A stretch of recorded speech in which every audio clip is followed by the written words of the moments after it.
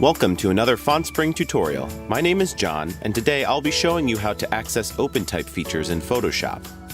This is a part of a large course on Opentype usage, so make sure you check out fontspring.com/opentype to find out more.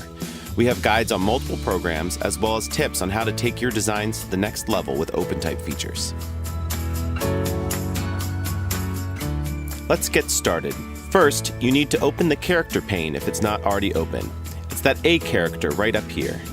Now we can go over the Opentype features you have available to you in Photoshop.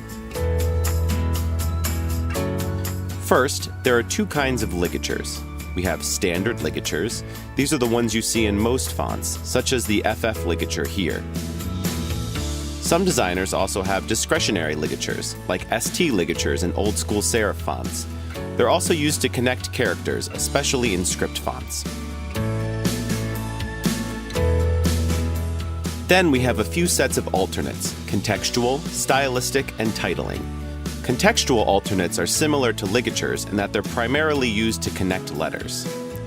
Titling alts, like the name would suggest, are used for titling, often adding big swashes or varying the X height wildly.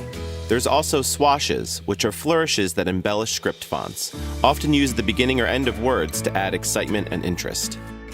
Stylistic alternates are for changing the form of an entire font, often with a double to single story A, or switching out the overall look of most vowels and scripts.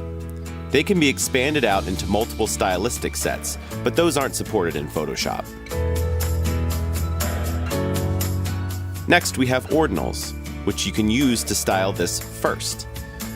We also have fractions, which nest fractions on top of one another properly. Continuing on numbers, you can also switch between lining and old-style numerals.